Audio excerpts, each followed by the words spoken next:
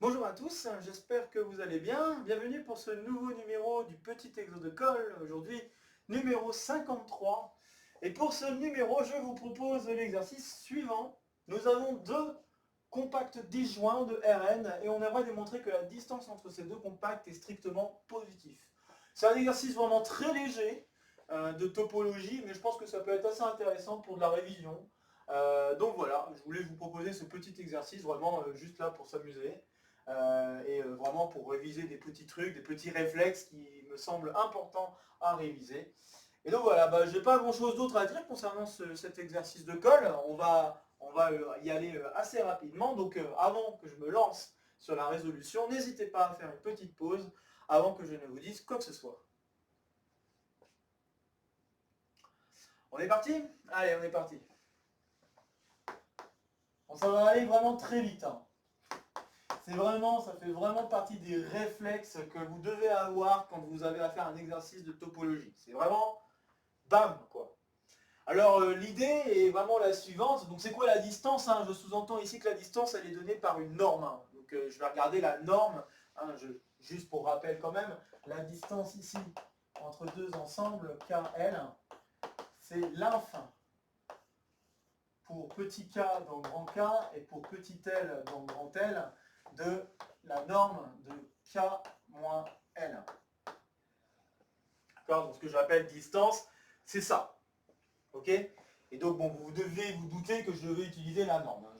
J'espère que vous en doutez. Bien sûr, je peux généraliser ce résultat, hein. Je dis ça aussi au passage, sur des espaces métriques.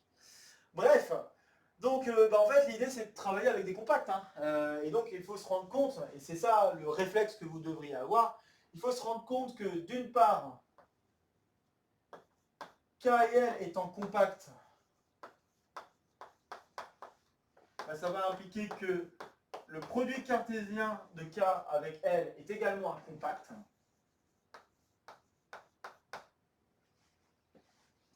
D'accord? Donc le produit cartésien de deux espaces compacts est compact, et du coup je me retrouve dans R2M. D'accord? Donc bon, j'espère que ça, vous en êtes convaincu. Et le deuxième truc, c'est qu'il faut noter que le calcul de norme est une fonction continue, et plus précisément, le fait de dire, je vais prendre la fonction, disons, dist,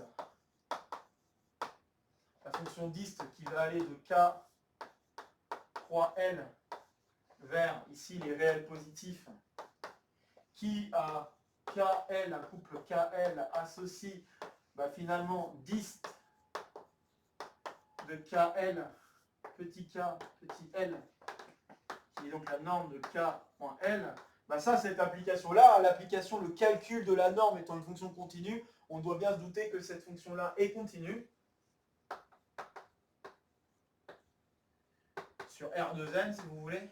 Ok, en voyant ça dans R2n. Donc c'est une fonction continue. Très bien.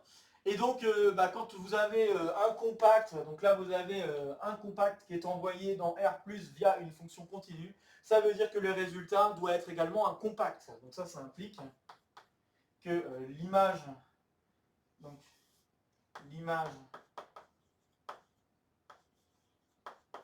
de dist, enfin l'image de K croix L, pardon, de K croix L par dist,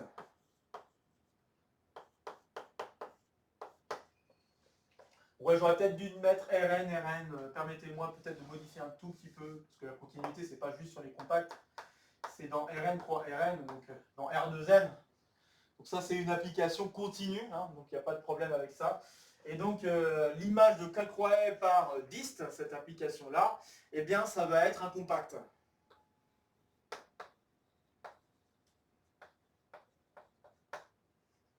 Et donc qui dit compact ici dit segment.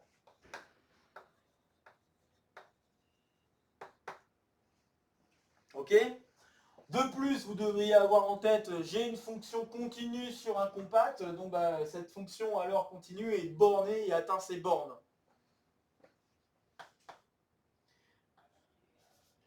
Donc c'est un compact segment de R, je voulais juste ajouter ça, de R+. Et donc, de plus, compact, donc fonction continue sur un compact, ça implique que dist est borné et atteint ses bornes. Donc 4L. Donc si dist, et là vous pouvez le faire un peu par l'absurde, si dist de KL valait 0, ça va impliquer alors qu'il existe un K et il existe un L tel que la distance entre le petit K et le petit L est égale à 0. Ça voudrait dire alors que K, le petit K est égal à petit L, et donc ça va impliquer que il y a une intersection non vide entre grand K et grand L, ce qui est une contradiction avec le fait que les deux ensembles sont disjoints. Je vais l'écrire maintenant, hein, je viens de dire exactement la conclusion de la chose. Donc si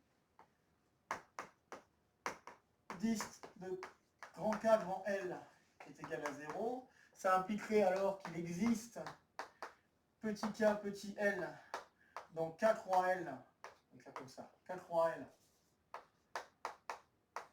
grand K croix grand L, tel que eh bien, la norme de k, petit k, moins petit l est égal à 0, ce qui implique alors que k égale L, et donc ça veut dire que k inter L est non vide. C'est une contradiction.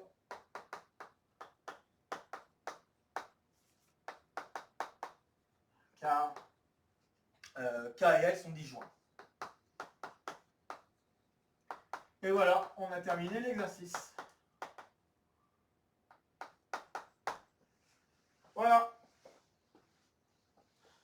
Bon voilà, un petit exercice tranquille, à la cool, j'ai envie de vous dire. C'est juste, là le but de cet exercice, c'était juste de vous faire rappeler des réflexes importants. Donc là, d'avoir l'idée que j'ai une fonction continue sur un compact, alors du coup, cette fonction continue est bornée sur ce compact, et en plus de ça, atteint ses bornes sur ce compact. Et c'est vraiment ça la clé qui permet de mettre en évidence que la distance entre K et L ne peut pas être nulle. Donc voilà, c'est vraiment une propriété assez sympathique, je pense. Et puis, bon, on pourrait aller plus loin dans des affaires d'existence d'hyperplans qui peuvent séparer deux compacts, à condition que ces compacts soient en plus convexes. On pourrait aller un petit peu plus loin. Bon, ici, je veux pas aller beaucoup plus loin. Je pense que c'est suffisant pour la révision de la topologie. Voilà. Donc, je m'arrête ici. Ça nous changera des grandes et longues vidéos. Donc, comme d'habitude, n'hésitez pas à faire à partager la vidéo si vous connaissez des camarades qui seraient intéressés par la chaîne ou par cet exercice en particulier. N'hésitez pas à laisser en commentaire des questions, des retours concernant cette vidéo. Et sur ce, je vous retrouve très vite pour de prochaines aventures mathématiques. Portez-vous bien et salut à tous!